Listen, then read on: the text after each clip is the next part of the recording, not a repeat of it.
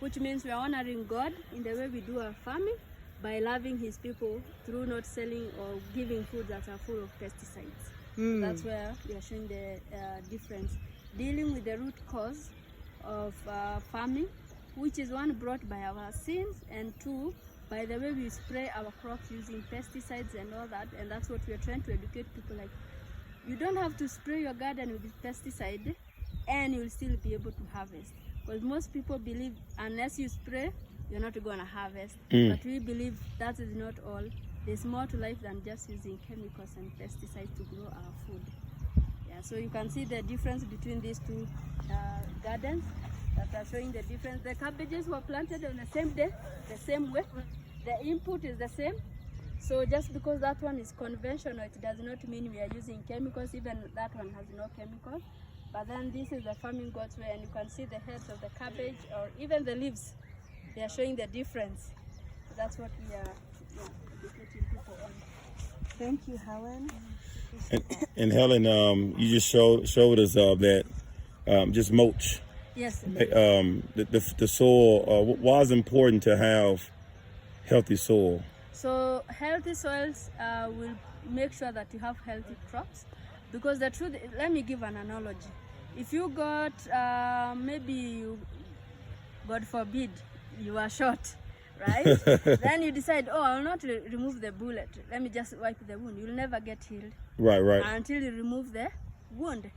So if the soil is bad, then your crop is assured. It's like wiping the wound. Spraying is like just wiping the wound. You've not dealt with the root issue, which is removing that bullet. So it's the same. The mulch helps to deal with the root cause, which means the soil is not healthy.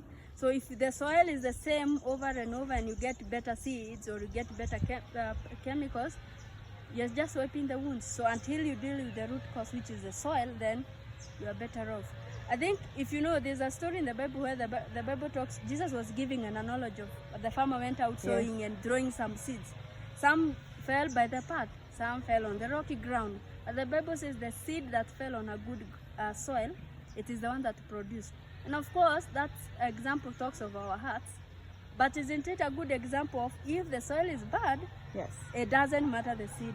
Right? Even if the seed is good but the soil is bad, you're not going to. It's not going to work, right? So you have to deal with the root issue, which is the soil. So that's what we are trying to do. So the mulch. So how do you get healthy soil? So the healthy soil is one brought about by, of course, putting the mulch in your soil, covering it, so that the sun is not hitting on the soil directly. And number two, we also discourage plowing. So there's minimal plowing. So we don't disturb the soil over and over to avoid creating what we call a hard pan. So those are some of the things that we are encouraging farmers so that they have a better healthy soil.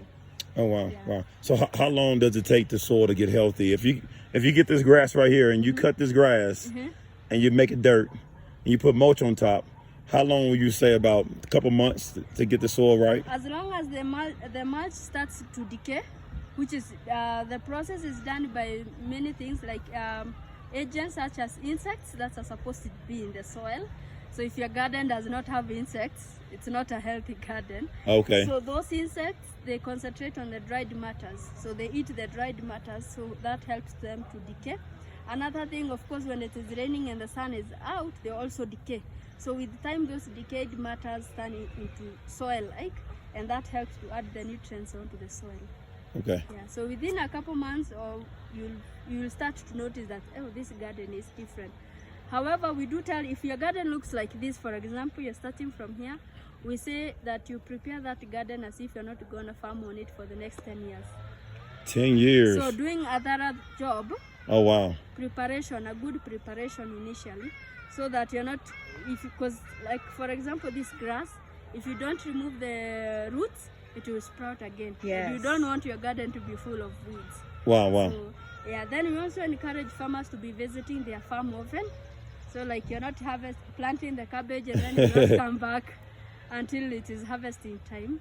That one will be a disaster. I think I also need to mention, we do also, in as much as we don't use chemicals, we are trying to also educate people on organic fertilizers. things like planting herbs around your garden, or herbs, or using things like wood ash or pepper, the red peppers. So those are some of the things that are not harmful to human beings, but they can help in the garden. Oh wow. Red peppers. Huh? Wow. Yeah. Huh. Ginger.